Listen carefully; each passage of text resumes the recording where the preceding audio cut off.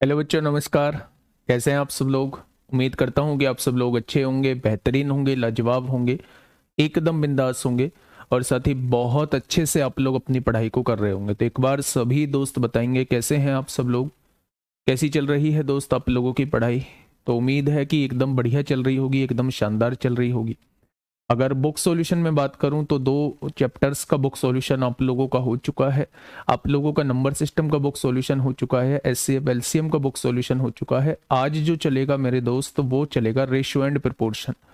तो रेशियो और प्रोपोर्शन के हम लोग 40-45 क्वेश्चन देख रहे होंगे आज, बाकी कल उसको पूरा खत्म कर लेंगे। तो मेरे दोस्त जब शाम की क्लास में आप लोग आओ, 7 बजे जब आप लोग क्लास में आओ तो मेरे दोस्त आप लोग थोड़ा सा चीज़ें को रिकॉल करके आना।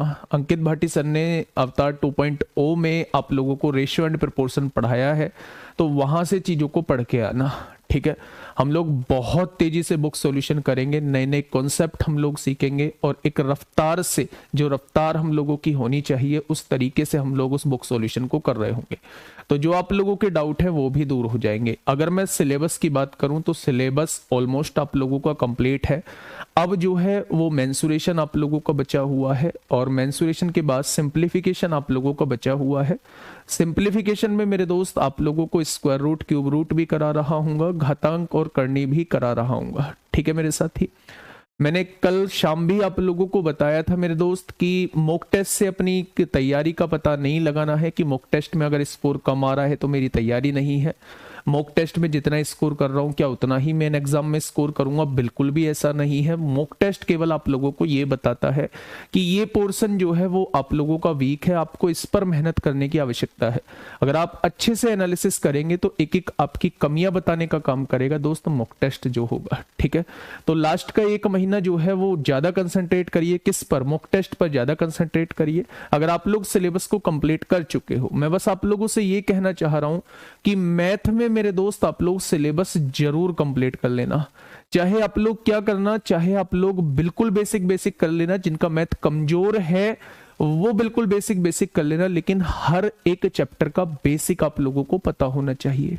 ठीक है मेरे दोस्त, क्योंकि आप लोग देखेंगे कि बहुत सिंपल सिंपल क्वेश्चन भी आप लोगों से पूछे जाते हैं और रेशियो एक ऐसा चैप्टर है जो किसी से नहीं आता, उससे भी रेशियो के क्वेश्चन जो है वो बन जाते हैं। गुड मॉर्निंग सभी को, मेरा प्यार भरा नमस्कार, सभी को राधे राधे, सभी को दोस्त जय हिंद और थल सेना दिवस की बहुत सारी शुभकामनाएं। आज आर्मी डे है और उसकी बहुत सारी शुभकामनाएं। आप भी आर्मी के जवान हैं और एसएससी जीडी वाले आर्मी के ही एक तरीके के जवान होते हैं, वो भी देश की सेवा कर रहे होते हैं। तो आपको भी बहुत सारी शुभकामनाएं, बहुत सारा प्यार, ढेरों बधाइयां। ठीक है दोस्त, हम लोगों का क्या चल रहा है? हाँ, हेडिंग तो मेंसुरेशन लिखा है, तो मेंसुरेशन ही चलेगा, मैंने कब मना किया है? मेरे दोस्त मैं बुक सॉल्यूशन की बात करता। आज जो हम लोग स्टार्ट करने जा रहे हैं वो एक ऐसा टॉपिक स्टार्ट करने जा रहे हैं जो आप लोगों का वीक होता है।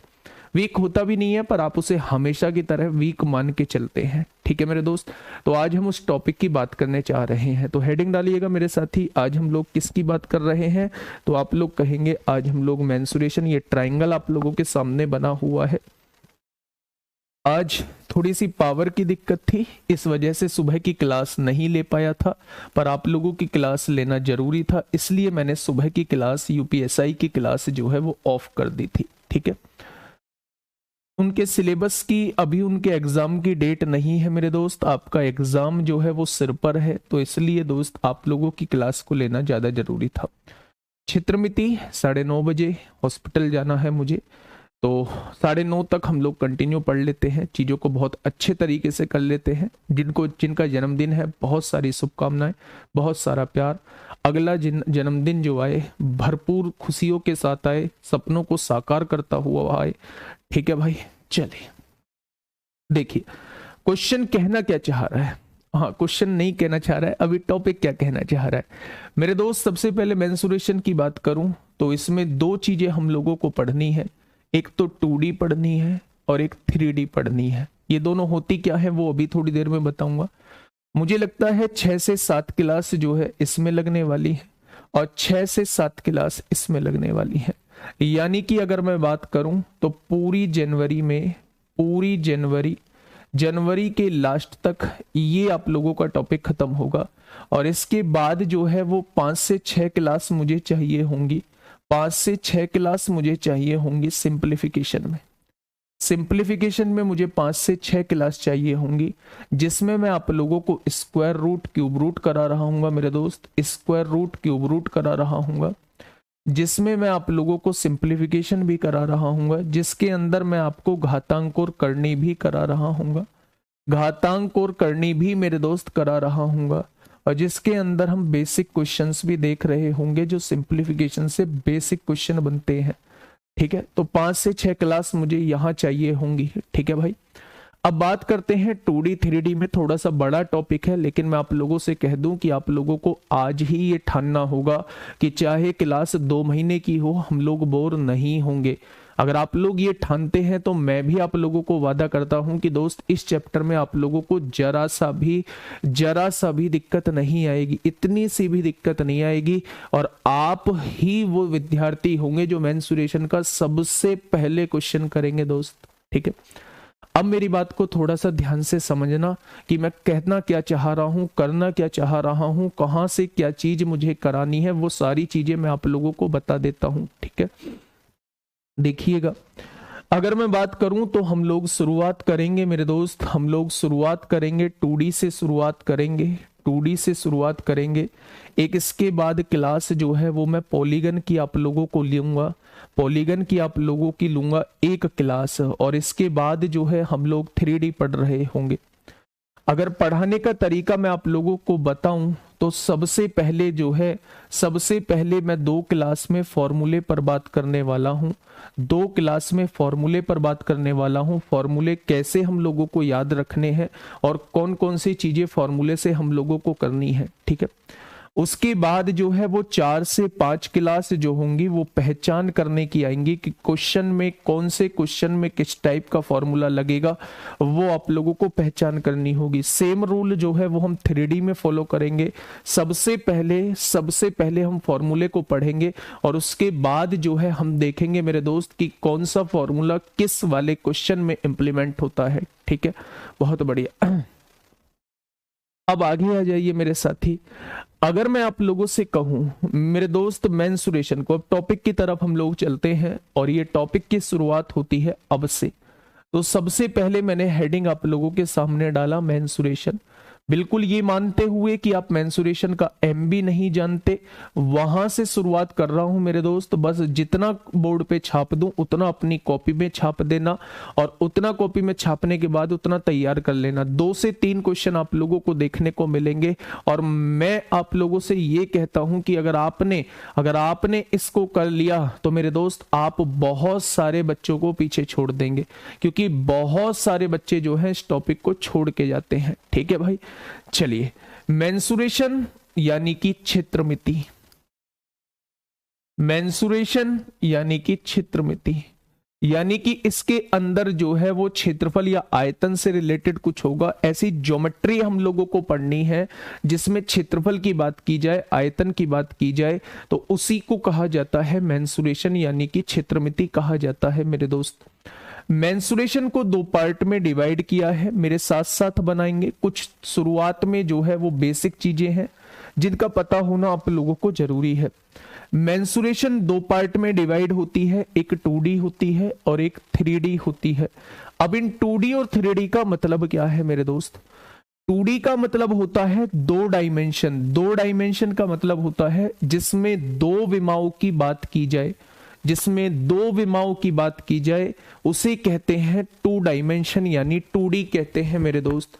2 विमाएं कैसे? अगर मैं किसी फिगर के अंदर लंबाई और चौड़ाई की बात करता हूं, अगर मैं किसी फिगर के अंदर लंबाई और चौड़ाई की बात करता हूं तो दोस्तों वो फिगर जो है वो 2D के अंदर आएगी। तो यानी जिसके अंदर लेंथ और ब्रेथ की बात होगी उसे हम लोग कहेंगे 2D फिगर, या ऐसी फिगर जिसे हम लोग कॉपी पे ड्रॉ कर सकते हैं, उन सारी फिगर्स को हम लोग 2D फिगर कहते हैं। जैसे आयत की बात करूं तो आयत की चारों भुजा हम लोग बना सकते हैं। जैसे वर्ग की बात करूं तो वर्ग की चारों भुजा बना सकते हैं।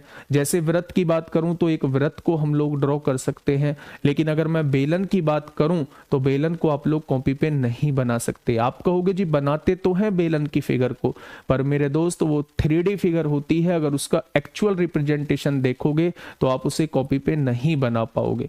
बस वो ऐसी दिखती है, इस वजह से हम कॉपी पे उसे जस्ट ड्रॉ कर रहे होते हैं।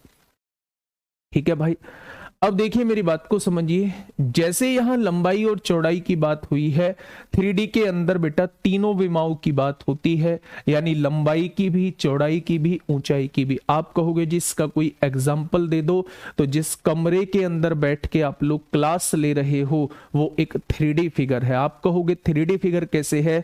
उसकी लंबाई भी होगी कमरे की, उसकी चौड़ाई भी होगी कमरे की, और उसकी ऊंचाई भी होगी कमरे की। तो मेरे दोस्त जहां भी तीनों विमाएं आ जाती हैं, चाहे वो लंबाई की बात हो, चाहे वो चौड़ाई की बात हो, चाहे वो ऊंचाई की बात हो, तो मेरे दोस्त आप क्या कहेंगे? आप ये कहेंगे कि वहां जो है वो 3D फिगर आ जाएगा। ठीक है, तो 3D फिगर के अंदर बात करूं तो लंबाई भी होगी, चौड़ाई भी होगी, और ऊंचाई भी मेरे साथी हो रही होगी।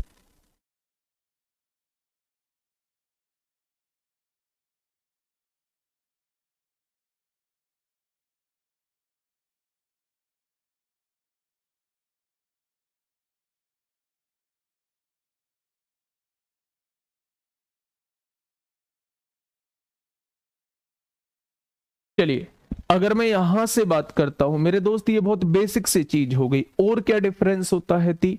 और ये डिफरेंस होता है जब हम लोग 2D की बात करते हैं, वहां हम लोग क्षेत्रफल की बात करते हैं, वहां हम लोग परिमाप की बात करते हैं।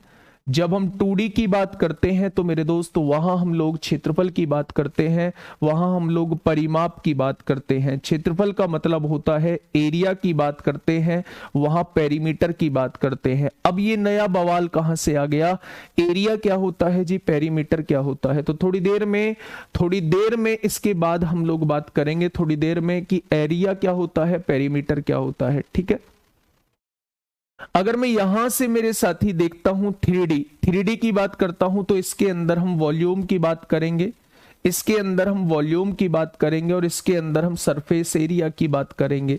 चाहे वो कर्व्ड सरफेस एरिया हो, चाहे वो आपका टोटल सरफेस एरिया हो। कुछ बच्चे पूछ रहे हैं जी 3D का उसका टाइम एंड डिस्टेंस का मिसलेनियस नहीं होगा? तो टाइम एंड डिस्टेंस का दोस्त मिसलेनियस होगा, वो यूट्यूब पर होगा किसी संडे की क्लास में। शायद इसी संडे की क्लास में एक मैराथन लेके आऊंगा, 4 से 5 घंटे की एक मैराथन लेके आऊंगा, जिसमें मैं आपका टोटल का टोटल रिवीजन करा रहा हूंगा टाइम एंड डिस्टेंस का। क्योंकि इतना बर्डन मेरे पास नहीं है, इतना हेक्टिक शेड्यूल अब नहीं है, क्योंकि आप लोगों का ऑलमोस्ट कोर्स कंप्लीट है। ठीक है भाई, अब देखिए मेरी बात को थोड़ा सा समझिए, ये चीज समझ में आ गई। मेंसुरेशन क्षेत्रमिति होता है, 2 पार्ट में हमने डिवाइड किया है, 2D और 3D। 2D में क्या होता है, जिसमें 2 विमाएं होती हैं, लंबाई और चौड़ाई के बारे में। 3D क्या होती है, जिसमें लंबाई, चौड़ाई और ऊंचाई के बारे में बात होती है। अगर मैं 2D के अंदर बात करता हूं तो मेरे दोस्त हम लोग क्षेत्रफल और परिमाप के बारे में पढ़ रहे होंगे, और अगर मैं 3D के बारे में बात करता हूं तो हम लोग वॉल्यूम और सरफेस एरिया के बारे में पढ़ रहे होंगे। वॉल्यूम को कहा जाता है मेरे दोस्त आयतन होता है, और सरफेस एरिया को कहा जाता है मेरे साथी पृष्ठीय क्षेत्रफल होता है। तो इनके बारे में दोस्त अब हम लोग पढ़ रहे होंगे। अब आप कहोगे जी ठीक है, इतनी बात हम लोगों के समझ में आ गई, तो कौन कौन सी, हाँ CS से TS से मैं डिफरेंस बताऊंगा मेरे दोस्त, आने दो, फिगर से समझा दूंगा क्या डिफरेंस होता है दोनों में। TS से कंप्लीट फिगर होती है, उसके अंदर से कुछ हटाते नहीं है, और CS से जो होता है उसमें अपर पोर्शन और लोअर पोर्शन को हटा के जो उसका मिडिल का पोर्शन बचता है वो CS से कहलाता है। फिगर आने दो, बहुत अच्छे से आप लोगों को एक्सप्लेन करूंगा कि दोनों बातों में डिफरेंस क्या होता है मेरे दोस्त। ठीक है, अगर मैं बात करूं 2D के अंदर हम लोगों को क्या पढ़ना है, तो सबसे पहले हम लोग शुरुआत करेंगे ट्राइंगल की। सबसे पहले हम लोग शुरुआत करेंगे ट्राइंगल की, जिसे हम लोग त्रिभुज कह देते हैं। क्या कह देते हैं? जिसे हम लोग त्रिभुज कह देते हैं। ठीक है, उसके बाद जो हम लोग बात करेंगे वो क्वाड्रिलेटरल की बात करेंगे। क्वाड्रिलेटरल की बात करेंगे। क्वाड्रिलेटरल को कहते हैं, 3 भुजाओं वालों को त्रिभुज कहते हैं और 4 भुजाओं वालों को चतुर्भुज कहते हैं, यानी कि क्वाड्रिलेटरल हम लोग उसे बोल रहे होते हैं। क्वाड्रिलेटरल के अंदर कौन कौन से क्वाड्रिलेटरल हम लोगों को पढ़ने हैं मेरे दोस्त? तो आप लोग कहेंगे सबसे पहले मुझे रेक्टेंगल पढ़ना है, सबसे पहले मुझे रेक्टेंगल पढ़ना है, जिसे हम लोग आयत कहते हैं, जिसे हम लोग आयत कहते हैं। दूसरे नंबर पे दोस्त हम लोगों को स्क्वायर पढ़ना है, स्क्वायर पढ़ना है, जिसे हम लोग मेरे दोस्त वर्ग कहते हैं।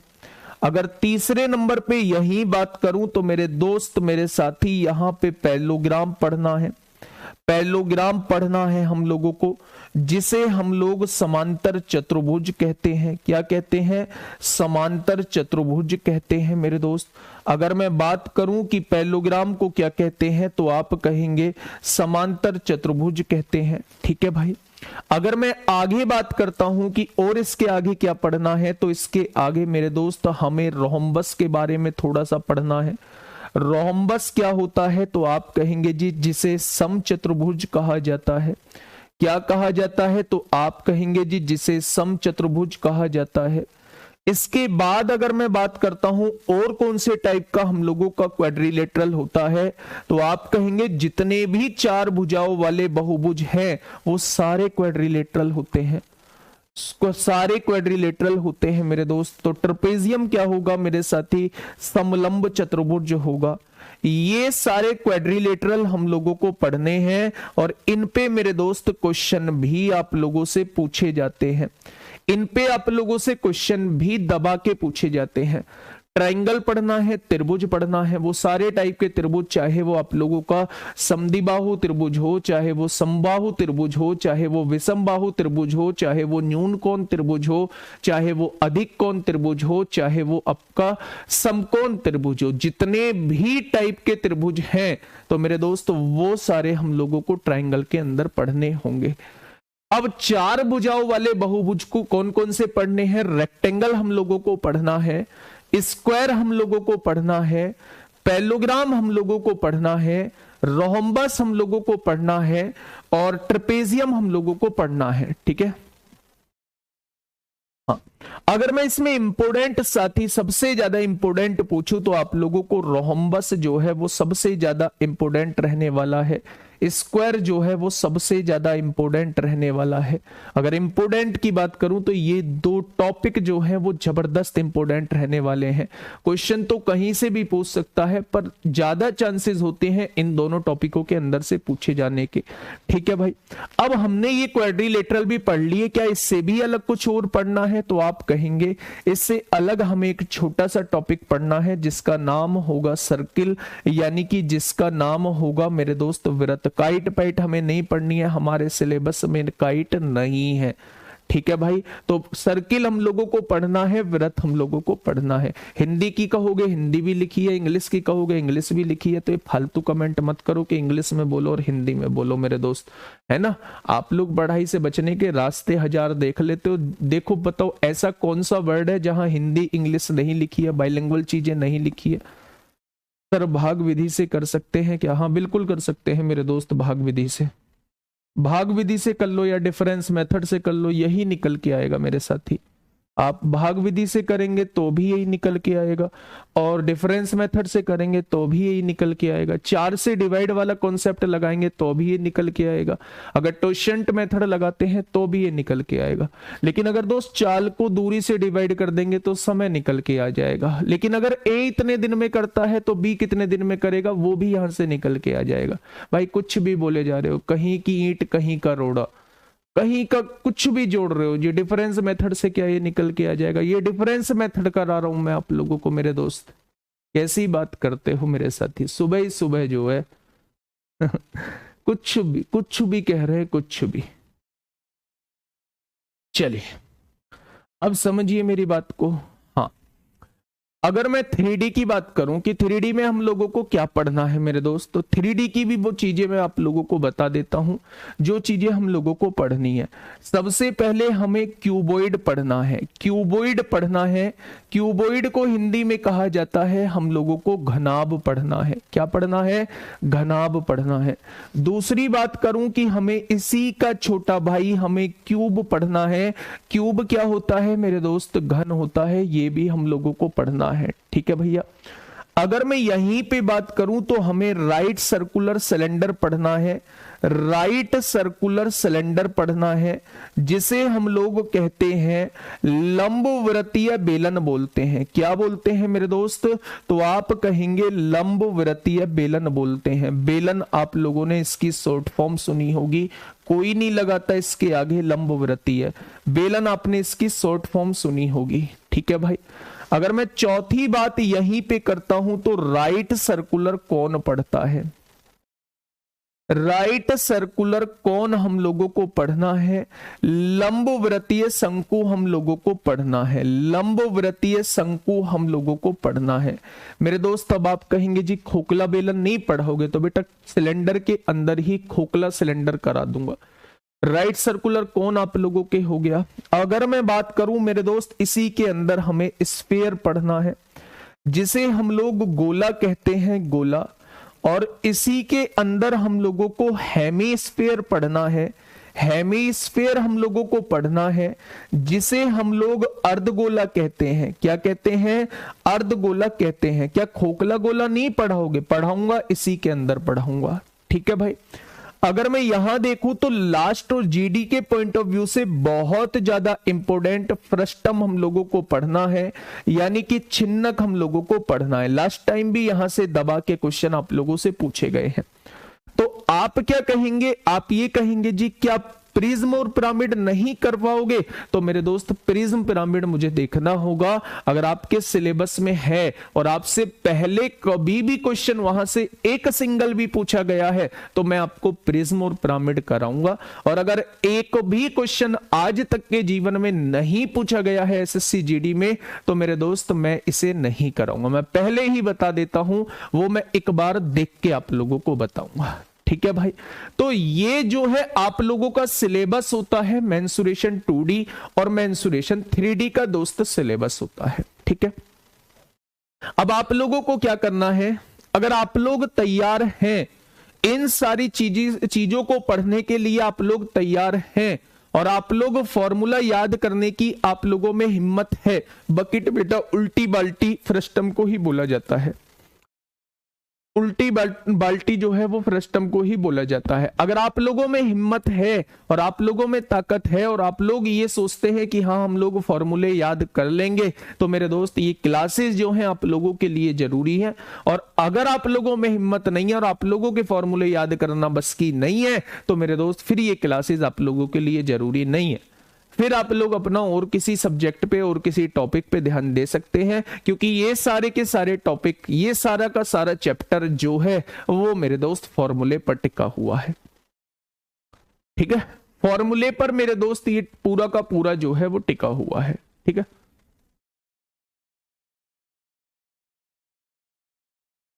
चलिए स्क्रीनशॉट नहीं आएगा। बकेट बेटा यही होता है, फ्रस्टम ही होता है हम लोगों का बकेट जो होता है। ठीक है। अब हेडिंग डालिए मेरे दोस्त त्रिभुज। ये लिखाना इसलिए जरूरी था क्योंकि ये सारी चीजें हम लोगों को पढ़नी है। ठीक है। अब देखो हेडिंग डालो मेरे साथी त्रिभुज। हेडिंग डालिए मेरे दोस्त त्रिभुज की बात हम लोग करने वाले हैं, यानी कि ट्राइंगल की बात हम लोग करने वाले हैं। त्रिभुज की बात हम लोग करने वाले हैं, यानी कि ट्राइंगल की बात हम लोग करने वाले हैं। बच्चे बहुत प्यार से सुनना, एक एक बात सुनना। जो चीज आपके मन में उठेगी, जो क्वेश्चन आपके मन में उठेगा, वो मैं पहले ही दबा दूंगा। मुझे पता है यहां से क्या क्या क्वेश्चन उठने वाले हैं। आप 1-1.5 घंटा आराम से पढ़िए। हाँ, आप 1-1.5 घंटा आराम से पढ़िएगा मेरे दोस्त, आपका हर एक चीज रेडी हो जाएगा। ठीक है। देखिए थोड़ा सा ध्यान से सुनिए। सबसे पहला सवाल उठता है त्रिभुज होता क्या है? तो आप लोग जानते हैं त्रि मतलब तीन, तीन भुजाओं से मिलकर बनी कोई भी बंद आकृति, तीन भुजाओं से मिलकर बनी कोई भी बंद आकृति उसे हम लोग त्रिभुज कहते हैं। ये तीन भुजाओं से मिलकर बनी है, एक बंद आकृति है, तो इसे हम लोग क्या कहेंगे, उसे हम लोग त्रिभुज कहेंगे। ठीक है भाई। अगर मैं आप लोगों से ये कहता हूं कि त्रिभुज क्या कभी भी हम लोगों को तीन भुजा देगा, तो क्या हमेशा त्रिभुज बनेगा? तो मेरे दोस्त ऐसा नहीं है, मेरे दोस्त मेरा ऐसा नहीं है। त्रिभुज के बनने की भी कंडीशन होती है। तो सबसे पहले ये सुनिएगा, कोई आपसे पूछे त्रिभुज क्या होता है, तो आप कहना तीन भुजाओं से मिलकर बनी कोई भी बंद आकृति, क्लोज्ड फिगर होनी चाहिए। अगर मैं आप लोगों से कहूं भाई तीन भुजा तो ये भी है, तो क्या ये त्रिभुज है? तो आपने कहा ये त्रिभुज नहीं है। इसीलिए मैंने कहा है तीन भुजा भी होनी चाहिए और एक बंद आकृति भी होनी चाहिए, क्लोज्ड फिगर होनी चाहिए, तो उसको क्या कहते हैं, उसको हम लोग त्रिभुज कहते हैं। अब आप लोग कहेंगे जी सवाल ये उठता है, क्या हमेशा जैसे मैंने पहली भुजा 3 सेंटीमीटर दे दी, दूसरी भुजा 5 सेंटीमीटर दे दी और तीसरी भुजा 9 सेंटीमीटर आप लोगों को दे दी, मैंने ये तीन भुजा आप लोगों को दे दी और मैंने आप लोगों से कहा कि भाई ये भुजा जो है वो त्रिभुज बना पाएंगी, तो आपने कहा जी 3 सेंटीमीटर ये हो गई, 5 सेंटीमीटर ये हो गई और 9 सेंटीमीटर ये होगी, ये बिल्कुल त्रिभुज बना पाएंगी। लेकिन ऐसा नहीं है दोस्त, अपनी तरफ से आप लोगों ने चीजें जोड़ दी और वो त्रिभुज बन गया। ठीक है, मैं बस ये कहना चाह रहा हूं कि सबसे पहले त्रिभुज होता क्या है ये आपको पता होना चाहिए। दूसरी बात ये पता होना चाहिए कि त्रिभुज के बनने की कंडीशन क्या है। तो कंडीशन अगर कोई आपसे पूछे कि क्या त्रिभुज के बनने की कंडीशन क्या है, तो कंडीशन होती है मेरे दोस्त कि कोई सी भी दो भुजाओं का योग जो है वो हमेशा तीसरी भुजा से बड़ा आएगा। कोई सी भी दो भुजाओं का योग जो है, बेटा मैंने कहा मैं इन दोनों भुजाओं को जोड़ता हूं, तो आपने कहा जी बिल्कुल जोड़ लो। कोई सी भी दो भुजाओं का योग जो है वो हमेशा बड़ा आएगा तीसरी वाली से। तीसरी कौन सी बची? बीसी बची। आपने कहा जी मैं तो इन दोनों भुजाओं को जोड़ूंगा इस बार। आपने कहा जी मैं तो एसी और बीसी को जोड़ूंगा इस बार, इन दोनों को जोड़ूंगा, तो क्या ये भी बड़ा आएगा तीसरी वाली भुजा से? तो मैंने कहा बिल्कुल बड़ा आएगा। आपने कहा जी मैं तो ए बी और बी सी को जोड़ूंगा, इस वाली को और इस वाली को जोड़ूंगा, तो आपने कहा अगर मैं इन दोनों भुजाओं को जोड़ता हूं तो क्या ये भी तीसरी भुजा से बड़ा आएगा? तो आपने कहा बिल्कुल आएगा। कोई सी भी दो भुजाओं का योग जो है वो हमेशा तीसरी भुजाओं से बड़ा आना चाहिए। अब इधर देखते हैं, जब मैंने इन दोनों भुजाओं को जोड़ा तो 8 है। क्या ये 8 जो है वो तीसरी भुजा से बड़ा है? तो आप कहेंगे जी अनर्थ हो जाएगा, ये तो बिल्कुल बड़ा नहीं है। अगर बड़ा नहीं है तो ये भुजाएं कभी भी त्रिभुज नहीं बना पाएंगी। तो आप लोगों से क्या कहता है, आप लोगों को 4 ऑप्शन देगा और आप लोगों से कहेगा कि बताओ भाई कौन सी ऑप्शन ऐसा है जो त्रिभुज नहीं बना पाएगा। तो वहां आप लोगों को ये प्रॉपर्टी का यूज करना है। जैसे मैं आप लोगों को एग्जांपल बता रहा हूं, ये 4 ऑप्शन मैंने आप लोगों के सामने लिखे।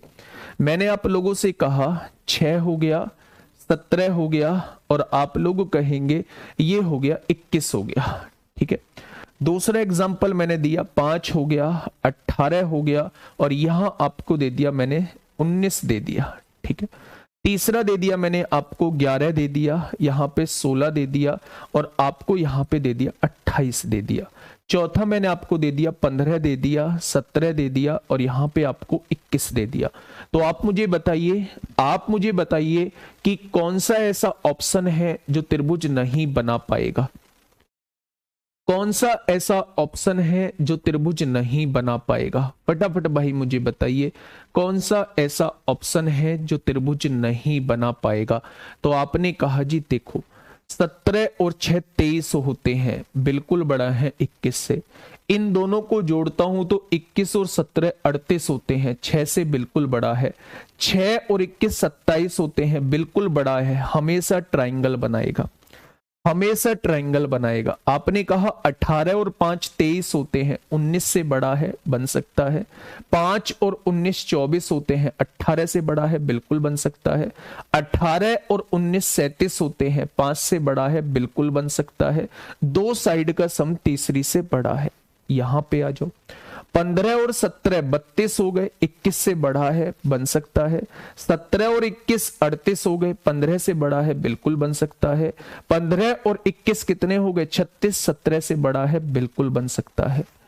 लेकिन जैसे ही आपने इन दोनों को यहां जोड़ा, इन दोनों को यहां जोड़ा, आपने कहा 11 और 16 27 होते हैं।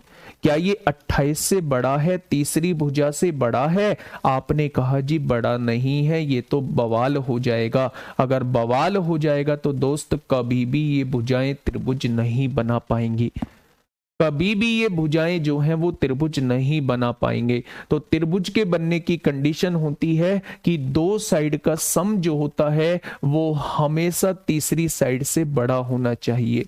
और इसी के जस्ट उल्टी एक और कंडीशन होती है कि दो साइड का डिफरेंस जो होना चाहिए। अगर मैं इन डिफरेंस लेता हूं इन दोनों भुजाओं का, तो आप कहेंगे जी डिफरेंस जो होना चाहिए वो तीसरी से छोटा होना चाहिए।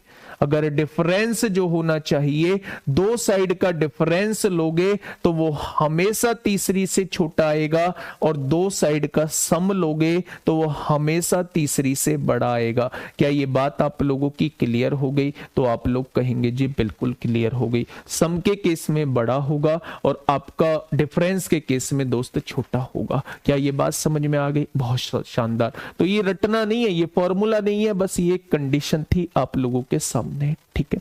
हाँ, पहले से ही कमेंट आने लगे हैं, सर मुझे ये समझ नहीं आता मेंसुरेशन, मैं क्या करूं? भाई छोड़ दो तो फिर, है ना, छोड़ दो मेरे दोस्त। अगर नहीं आता है भाई, जब नहीं समझ में आता है तभी तो समझा रहा हूं।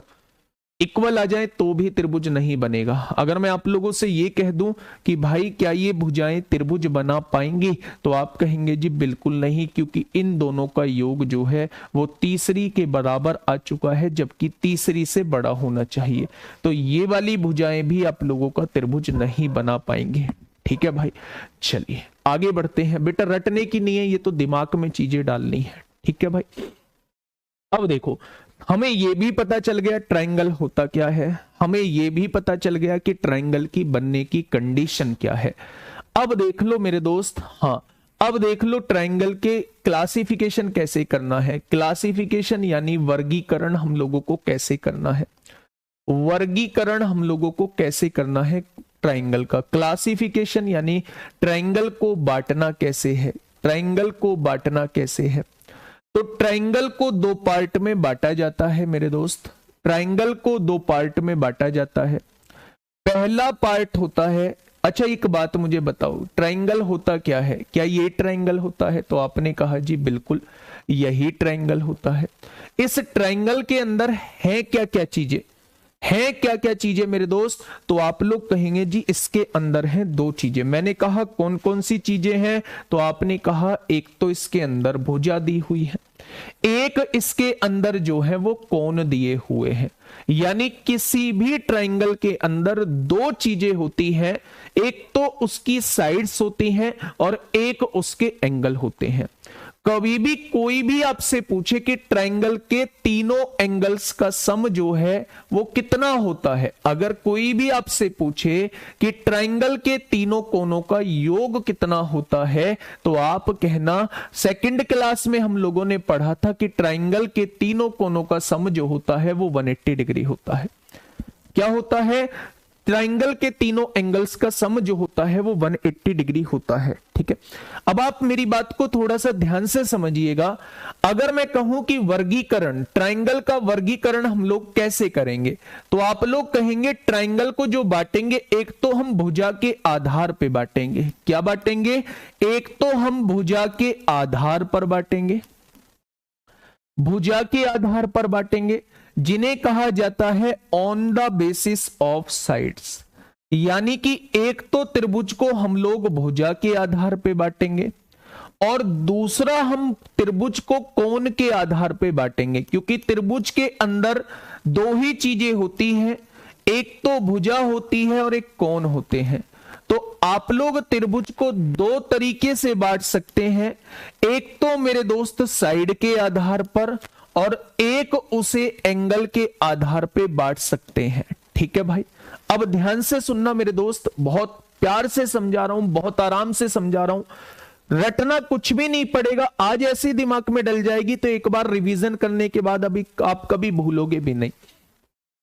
मैंने कहा भुजा के आधार पे, भुजा के आधार पे त्रिभुज 3 टाइप के होते हैं, ठीक है। सबसे पहले विषम बाहु त्रिभुज, विषम बाहु त्रिभुज। मेरे दोस्त छोड़ देने से 3 क्वेश्चन आपकी गिरफ्त से बाहर हो जाएंगे, और 3 क्वेश्चन का मतलब ऐसे कंपटीशन में आप लोग समझ रहे हैं ना, 3 क्वेश्चन का मतलब होता है ऐसे कंपटीशन में कम से कम 1-1.5 लाख लोगों से पीछे जाना। तो सबसे पहले भुजा के आधार पे जो पढ़ना है वो हमें पढ़ना है विषम बाहु त्रिभुज, यानी कि स्केलन ट्रायंगल हम लोगों को पढ़ना है। दूसरा हम लोगों को पढ़ना है समद्विबाहु त्रिभुज। क्या हम लोगों को पढ़ना है? तो आप कहेंगे समद्विबाहु त्रिभुज पढ़ना है, जिसे कहा जाता है आप लोगों का आइसोसेल्स ट्रायंगल, जिसे कहा जाता है आइसोसेल्स ट्रायंगल। तीसरा हम लोगों को पढ़ना है मेरे दोस्त समबाहु त्रिभुज। यही टॉपिक बस बड़ा है, इस पूरी क्षेत्रमिति के अंदर ट्रायंगल ही सबसे बड़ा टॉपिक है, वरना सारे के सारे टॉपिक तो 3-3, 4-4 मिनट के हैं, है ना। इक्विलैटरल ट्रायंगल, अगर मैं इसमें सबसे इंपोर्टेंट आप लोगों से पूछूं तो इक्विलैटरल ट्रायंगल जो है वो सबसे इंपोर्टेंट रहने वाला है, यहां से क्वेश्चन बनते हैं, ठीक है भाई। अगर भुजा के आधार पे त्रिभुज पूछूं कि कितने हैं, तो आप कहेंगे 3 टाइप के त्रिभुज होते हैं, ठीक है। पहला विषम बाहु त्रिभुज जिसे स्केलन ट्रायंगल कहते हैं, ठीक है। दूसरा समद्विबाहु त्रिभुज जिसे आइसोसेल्स ट्रायंगल कहते हैं। तीसरा समबाहु त्रिभुज जिसे इक्विलैटरल ट्रायंगल कहते हैं। अगर भुजा के आधार पे पूछूं तो ये भी 3 टाइप के होते हैं। एक तो एक्यूट एंगल ट्रायंगल होता है, जिसे हम लोग न्यून कोण त्रिभुज कहते हैं। क्या कहते हैं? न्यून कोण त्रिभुज कहते हैं। दूसरा मेरे दोस्त यहीं पे ऑब्ट्यूस एंगल ट्रायंगल होता है, ऑब्ट्यूस एंगल ट्रायंगल होता है, जिसे हम लोग अधिक कोण त्रिभुज कहते हैं। क्या कहते हैं? अधिक कोण त्रिभुज। और तीसरा और इंपोर्टेंट कौन सा होता है? राइट एंगल ट्रायंगल होता है, राइट एंगल ट्रायंगल होता है, जिसे हम लोग समकोण त्रिभुज कहते हैं, जिसे हम लोग समकोण त्रिभुज कहते हैं। और अगर इधर इंपोर्टेंट की बात करता हूं तो सबसे ज्यादा इंपोर्टेंट जो है वो आप लोगों का ये है, ठीक है। आपने अपनी कॉपी में छाप दिए होंगे कि सबसे पहले ट्रायंगल क्या होता है। अपने मन में एकदम तेजी से रिकॉल करिए। सबसे पहले ट्रायंगल जो होता है वो 3 भुजाओं से मिलकर बनी कोई भी बंधाकृति उसे त्रिभुज कहते हैं। त्रिभुज के बनने की कंडीशन क्या होती है? 2 भुजाओं का योग तीसरी भुजा से बड़ा होना चाहिए, 2 भुजाओं का डिफरेंस जो है वो तीसरी भुजा से छोटा होना चाहिए। ये कंडीशन फुलफिल हो पा रही है तो त्रिभुज बनेगा, अगर ये कंडीशन फुलफिल नहीं हो पा रही है तो त्रिभुज नहीं बनेगा। डेट्स सेट, काम खत्म। उसके बाद हम लोगों ने बात करी कि वर्गीकरण कैसे होता है, त्रिभुज को बांटा कैसे जाता है। तो त्रिभुज के अंदर 2 चीजें होती हैं, एक तो भुजा होती है, एक मेरे दोस्त कोण होते हैं, ठीक है। ठीक है भाई, अगर मैं त्रिभुज को बांटू तो 2 पार्ट में डिवाइड कर सकता हूं, on the basis of sides भुजा के आधार पर, on the basis of angle कोण के आधार पर। भुजा के आधार पर त्रिभुज 3 टाइप के होते हैं, समद्विबाहु, समबाहु, विषमबाहु। और अगर मैं आपसे कहूं कोण के आधार पे तो न्यून कोण त्रिभुज, अधिक कोण त्रिभुज, और बच्चे आप लोग कहेंगे समकोण त्रिभुज, ठीक है। अब आप ध्यान से सुनना, बहुत आसान चीज है भाई, बस कमेंट पे ध्यान मत दो, दिमाग में मैं अपने आप डाल दूंगा। देखिए, आपने एक त्रिभुज बनाया, आपने एक त्रिभुज बनाया, ये था आपके द्वारा बनाया गया त्रिभुज। आपने एक त्रिभुज बनाया, ये था आपके द्वारा बनाया गया त्रिभुज, ठीक है। सबसे पहले मुझे पढ़ना है भुजाओं के आधार पे, तो ये 3 टाइप के त्रिभुज पढ़ने, इनके फॉर्मूले अभी लिखाऊंगा तो इनके नाम से ही कंफर्म हो रहा होगा। विषम मतलब होता है अलग अलग, विषम मतलब होता है अलग अलग। तो मेरे दोस्त, अगर मैं आप लोगों से कहूं कि जिसकी सारी भुजाएं अलग अलग होती हैं, जिसकी सारी भुजाएं अलग अलग होती हैं, ऐसे त्रिभुज को क्या कहते हैं? तो आप कहेंगे ऐसे त्रिभुज को विषम बाहु त्रिभुज कहते हैं। विषम मतलब अलग अलग, बाहु मतलब भुजा, त्रिभुज मतलब त्रिभुज। जिस त्रिभुज की सारी भुजाएं अलग अलग होती हैं उसे कहा जाता है विषम बाहु त्रिभुज। अब यहां आ जाइए, सम मतलब समान, दी मतलब दो, बाहु मतलब भुजा। जिसकी दो भुजा समान होती है, जिसकी दो भुजा समान होती है, जिसकी दो भुजा समान होती है, मैंने इन दोनों भुजाओं को समान ले लिया। जिसकी दो भुजा समान होती हैं, ऐसे त्रिभुज को समद्विबाहु त्रिभुज कहते हैं। ऐसे त्रिभुज को समद्विबाहु त्रिभुज कहते हैं, आइसोसेल्स ट्रायंगल कहते हैं, जिसकी दो भुजा समान होती है। ठीक है, अगर मैं आप लोगों से कहूं समबाहु त्रिभुज क्या होता है, तो मेरे दोस्त सम मतलब भुजा, सम मतलब समान, बाहु मतलब भुजा और त्रिभुज मतलब त्रिभुज। जिसकी सारी भुजाएं बराबर होती हैं, जिसकी सारी भुजाएं बराबर होती हैं, उसे क्या कहते हैं हम लोग, उसे कहते हैं समबाहु त्रिभुज। क्या आप लोगों को यहां से क्रिस्टल क्लियर हो चुकी हैं चीजें? विषम बाहु त्रिभुज वो त्रिभुज होता है जिसकी कोई भुजा समान नहीं होती, सारी भुजा अलग अलग होती हैं। समद्विबाहु का मतलब जिसकी दो भुजा समान होती हैं। समबाहु का मतलब जिसकी तीनों की तीनों भुजा समान होती हैं। ठीक है भाई, अब उधर आ जाते हैं, थोड़ा सा ध्यान से समझना।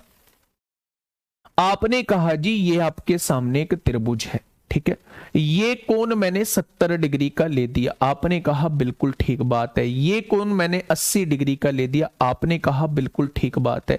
ये कोण 30 डिग्री का होगा। क्यों होगा? क्योंकि मेरे दोस्त तीनों का योग 180 होना चाहिए। ठीक है, तो आप कहेंगे 80 और 70 150 और 30 180 हो गया। अब देखिए मेरे दोस्त ध्यान से समझना, अगर मैं आपसे कहूं किसी भी त्रिभुज के तीनों कोण जो है वो 90 डिग्री से छोटे हैं, तीनों कोण 90 डिग्री से छोटे हैं, तो ऐसे त्रिभुज को कहा जाता है एक्यूट एंगल ट्रायंगल।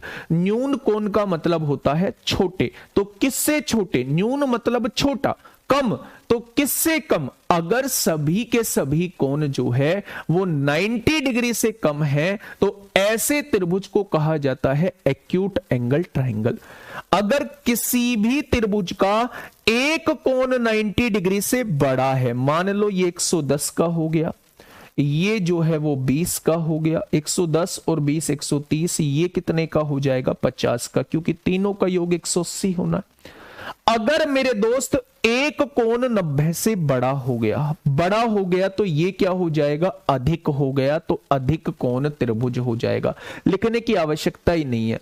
न्यून मतलब कम, किससे कम? 90 से कम। अगर सारे के सारे कोण 90 डिग्री से कम हुए तो वो न्यून कोण त्रिभुज हो जाएगा। अगर एक भी कोण 90 डिग्री से बड़ा हुआ तो वो अधिक कोण त्रिभुज हो जाएगा। और यहां से आप लोगों को समझ में आ रहा होगा, राइट एंगल ट्रायंगल मतलब जिसमें एक कोण 90 डिग्री का होता है, जिसमें एक कोण 90 डिग्री का होता है, ऐसे त्रिभुज को हम लोग क्या कहते हैं? ऐसे त्रिभुज को हम राइट एंगल ट्रायंगल कहते हैं। ठीक है, ऐसे एक त्रिभुज को हम लोग क्या कहते हैं? राइट एंगल ट्रायंगल कहते हैं। ये था बेटा ट्रायंगल का बेसिक, हर एक ट्रायंगल के बारे में जानकारी होना। अब पहला फॉर्मूला आप लोगों के सामने लिख के आ रहा हूं। एक्यूट एंगल में बस ये पढ़ना है सारे के सारे कोण 90 डिग्री से छोटे। ऑब्ट्यूस में बस ये पढ़ना है कि एक भी कोण 90 डिग्री से बड़ा तो आपका ऑब्ट्यूस एंगल ट्रायंगल हो जाएगा। अब आप डिटेल में पढ़िए राइट एंगल ट्रायंगल, हेडिंग डालिएगा राइट एंगल ट्रायंगल। यहां से क्वेश्चन बनना स्टार्ट होते हैं, यहां से क्वेश्चन बनना मेरे दोस्त स्टार्ट होते हैं, यहां से क्वेश्चन बनना स्टार्ट होते हैं। क्या क्या क्वेश्चन बनते हैं ध्यान से सुनिएगा। हाँ, अब आप बात को समझिए। अगर मैं आपसे कहता हूं कि राइट एंगल ट्रायंगल है क्या, तो आप कहेंगे राइट एंगल ट्रायंगल वो ट्रायंगल होता है जिसकी एक कोण जो होता है वो 90 डिग्री का होता है। क्या होता है? जिसका एक कोण जो है वो 90 डिग्री का होता है। ठीक है भाई, अब ध्यान से सुनना। अगर मैं आप लोगों से ये कहता हूं, अगर मैं आप लोगों से ये कहता हूं कि भैया अगर कोई ट्रायंगल राइट एंगल ट्रायंगल दिया हुआ है, तो सबसे पहले यहां पे जो बात आती है वो पाइथागोरस थ्योरम की आती है। पूरे के पूरे मेंसुरेशन में आपको पाइथागोरस थ्योरम का यूज करना पड़ेगा। तो इसे बहुत अच्छे से समझ लेना, क्या होती है, कब इसका यूज होता है, दोनों बातें मैं आप लोगों को बताता हूं। ठीक है, पाइथागोरस थ्योरम क्या होती है? पाइथागोरस थ्योरम ये होती है, पाइथागोरस को हिंदी में पाइथागोरस ही बोलते हैं, है ना। पाइथागोरस थ्योरम ये होती है मेरे दोस्त, हाँ राइट एंगल ट्रायंगल भाई हिंदी में पहले लिखवाया तो था, समकोण त्रिभुज लिख लो।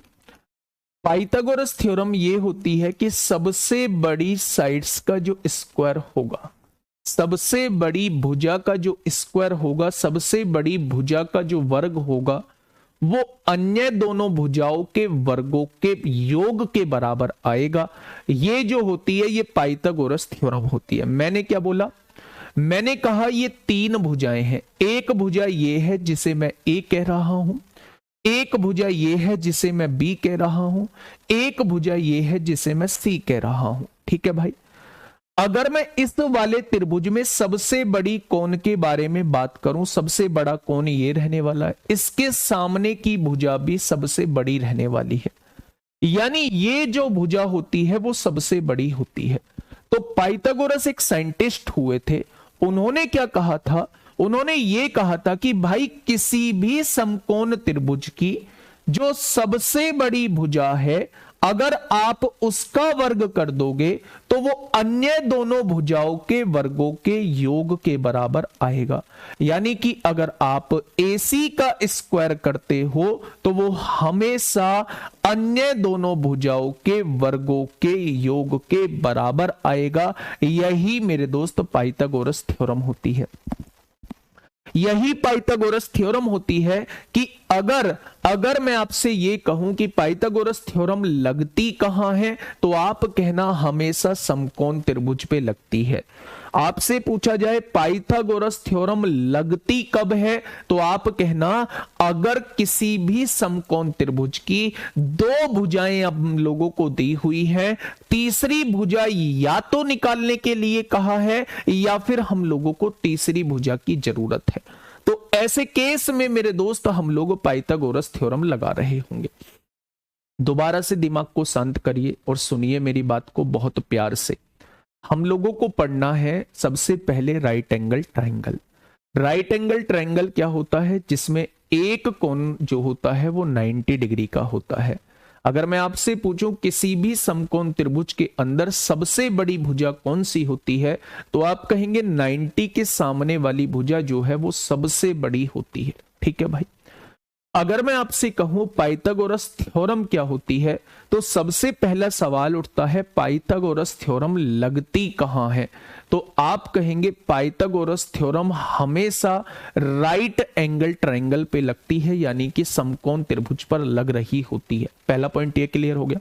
आप कहेंगे जी हमें कैसे पता चलेगा कि यहां पाइथागोरस थ्योरम लगनी है, तो मैं कहूंगा कि जब भी किसी त्रिभुज के अंदर जो है वो आप लोगों को दो भुजाएं दी गई हों और तीसरी भुजा की आप लोगों को आवश्यकता हो, तो आप लोग हमेशा मेरे साथी क्या करना, हमेशा पाइथागोरस थ्योरम लगा देना। पाइथागोरस थ्योरम लगा देना। पाइथागोरस थ्योरम का मतलब होता है कर्ण का वर्ग बराबर लंब का वर्ग प्लस आधार का वर्ग। कर्ण क्या होता है? 90 के सामने वाली भुजा को कर्ण कहते हैं। इनमें से एक लंब होगा, एक आधार होगा। ठीक है, मेरी बात समझ में आई बच्चे? ये चीज समझ में आ रही है ना मैं क्या कहना चाह रहा हूं? तो पाइथागोरस थ्योरम के बारे में थोड़ा सा आइडिया हुआ? आपने कहा जी बिल्कुल आइडिया हो गया। मैंने कहा किसी भी समकोण त्रिभुज की ये वाली भुजा 5 सेंटीमीटर है, आपने कहा बहुत बढ़िया बात है। मैंने कहा ये वाली भुजा जो है वो 12 सेंटीमीटर है, बहुत अच्छी बात है। मैंने कहा इसकी सबसे बड़ी भुजा की लंबाई क्या होगी, तो आपने कहा जी अगर दो भुजाएं दी हुई हैं समकोण त्रिभुज की और आपको तीसरी भुजा निकालनी है, तो आप लोग इस पर पाइथागोरस थ्योरम लगा दीजिए।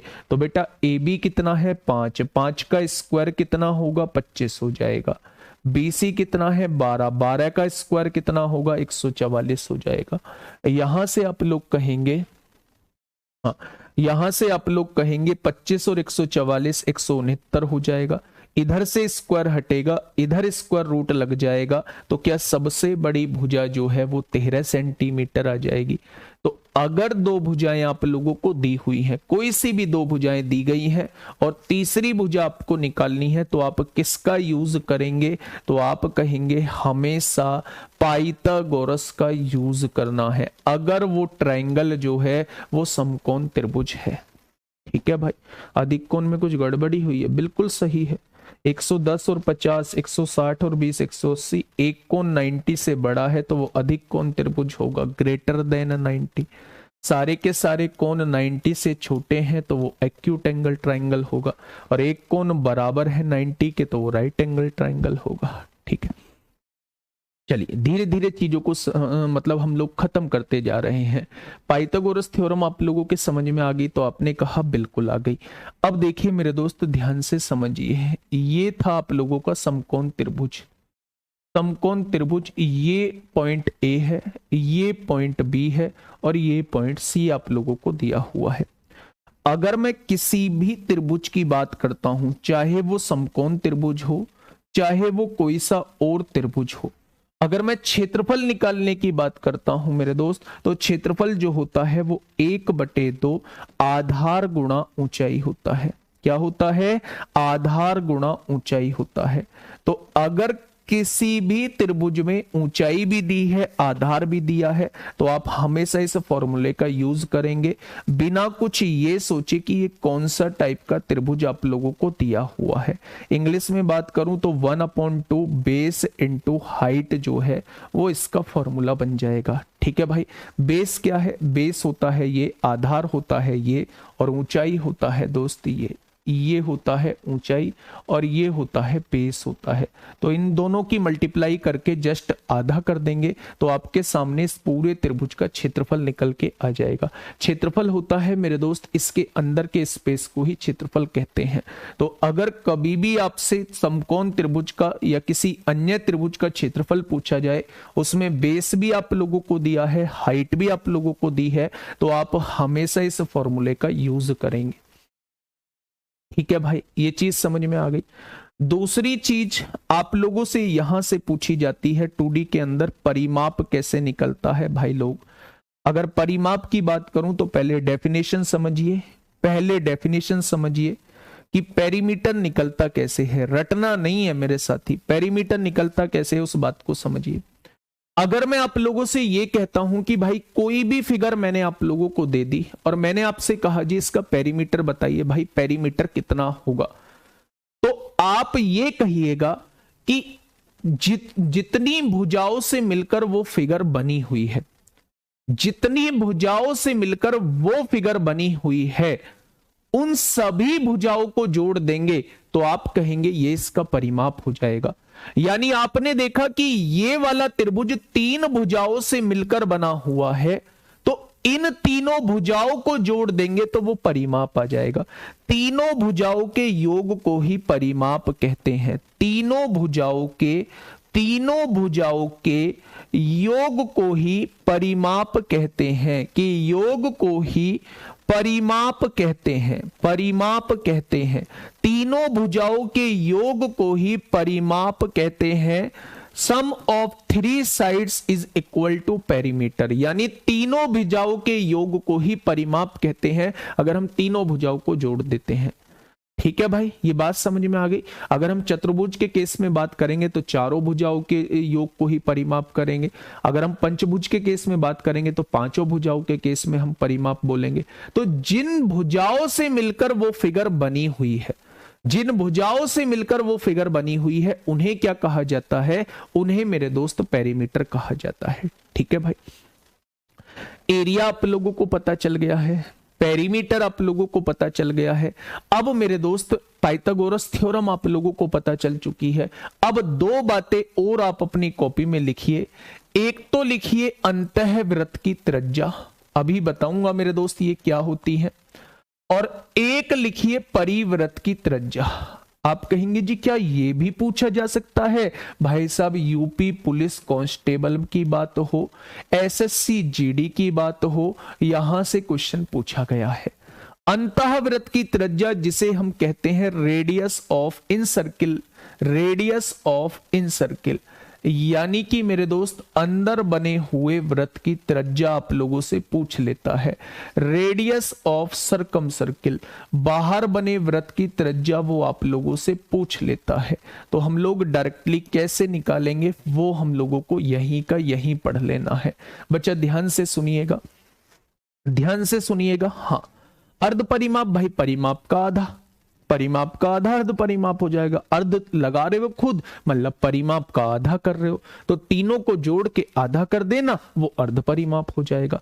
अब मेरी बात को थोड़ा सा गौर से सुनना मेरे दोस्त। मैं कहना क्या चाह रहा हूं आप लोगों से, मैं कहना क्या चाह रहा हूं आप लोगों से, मैंने आप लोगों के ये अंदर एक वृत्त बनाया, ठीक है भाई, मैंने अंदर एक वृत्त बनाया और एक मैंने बाहर वृत्त बना दिया है मेरे दोस्त, एक मैंने बाहर वृत्त इस आप लोगों का बना दिया है, एक मैंने बाहर वृत्त आप लोगों का बना दिया है ना।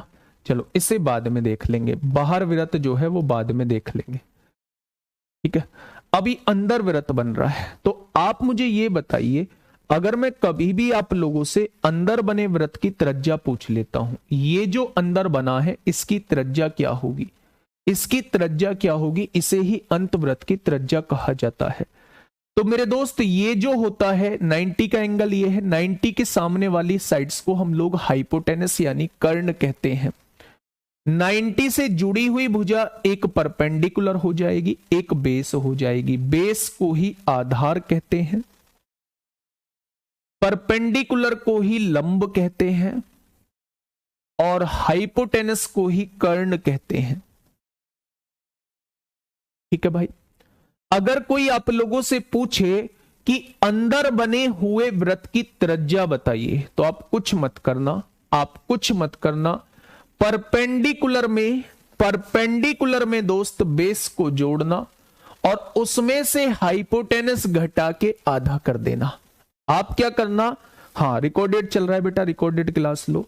मैंने पूछा किसी भी समकोण त्रिभुज के अंदर बने हुए वृत्त की त्रिज्या क्या होगी, तो आप ये कहना जी मैं इन दोनों भुजाओं को जोड़ के और उसमें से हाइपोटेनस को घटा के आधा कर दूंगा तो अंदर बने वृत्त की त्रिज्या आ जाएगी। एग्जाम्पल समझिए, एग्जाम्पल समझिए, ये आप लोगों के सामने एक त्रिभुज है, ठीक है, इसका कर्ण दिया हुआ है 25 सेंटीमीटर, हाइपोटेनस 25 सेंटीमीटर है, ये आधार जो है वो 24 सेंटीमीटर दिया हुआ है और आप लोगों से पूछ लिया अंतःवृत्त की त्रिज्या क्या होगी, अंदर बने वृत्त की त्रिज्या क्या होगी, जल्दी से आप लोग मुझे बता दीजिए क्या होगी।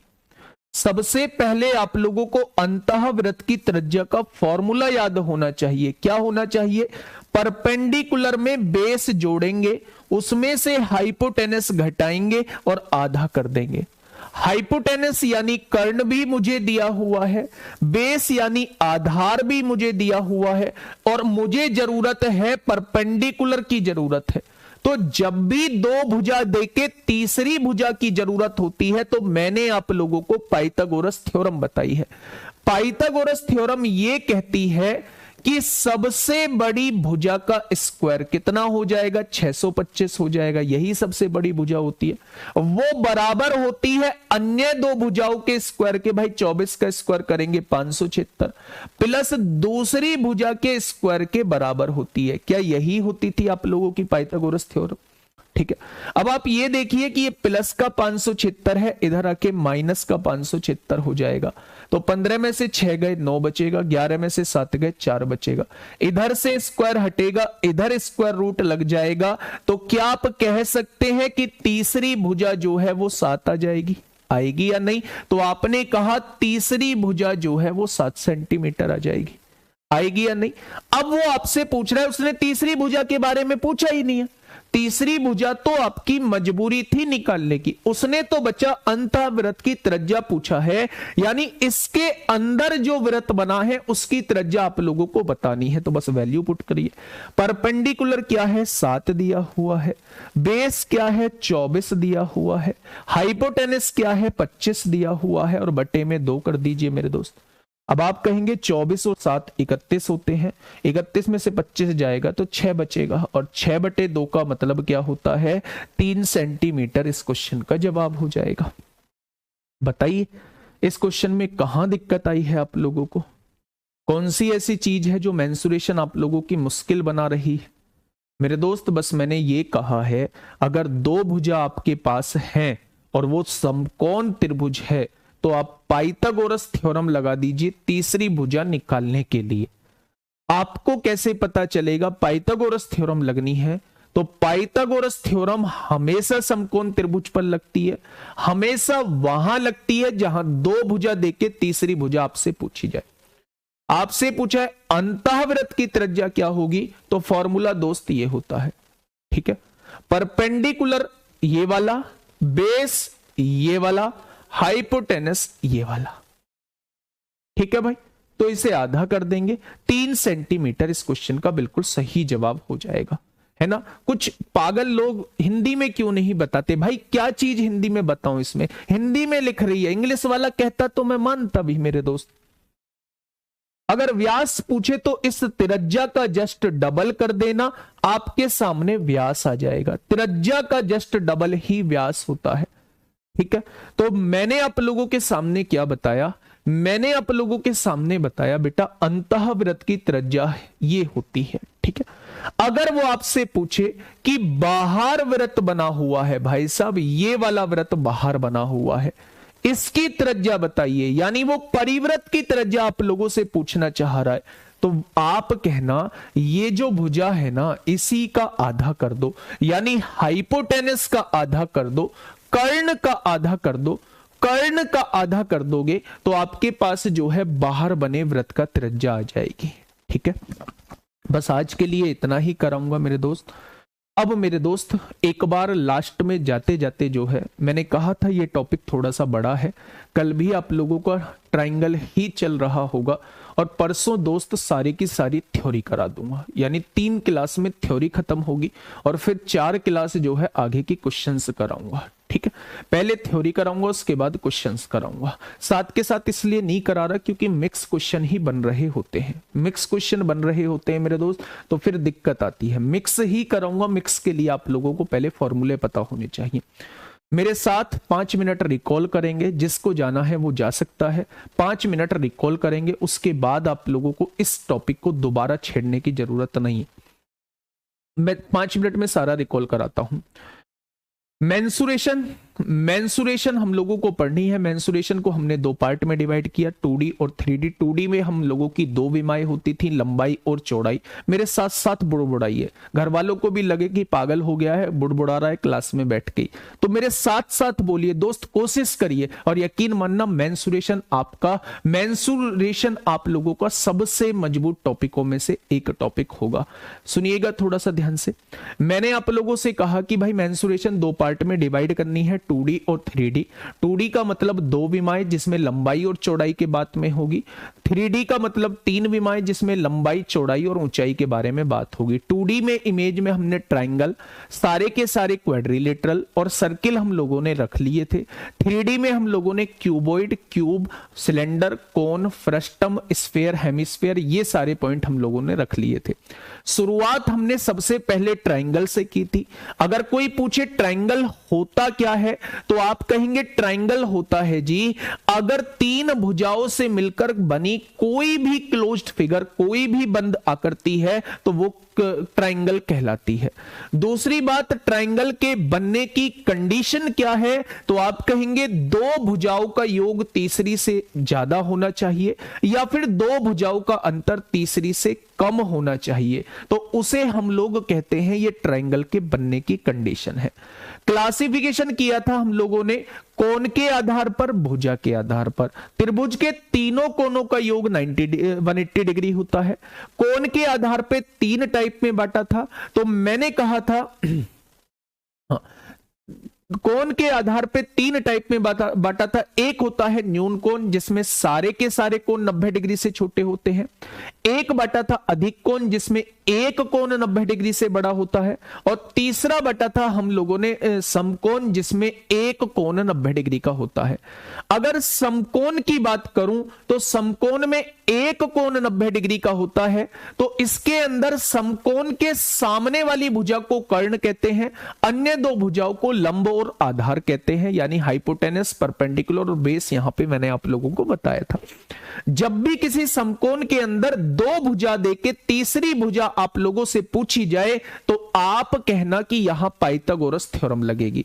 पाइथागोरस थ्योरम यह कहती है कि कर्ण का जो वर्ग होगा, हाइपोटेनस का जो स्क्वायर होगा, वो बराबर होगा लंब के स्क्वायर के प्लस आधार के स्क्वायर के। ठीक है, अगर मैं आप लोगों से कहूं कि कभी भी आपसे समकोण त्रिभुज का क्षेत्रफल पूछा जाए तो आप कहना 1/2 आधार गुणा ऊंचाई होता है। इनमें से एक आधार होगा, एक ऊंचाई होगी। इससे कोई मतलब नहीं होता क्षेत्रफल के टाइम। ठीक है, सबसे बड़ी भुजा से कोई मतलब नहीं होता क्षेत्रफल के टाइम।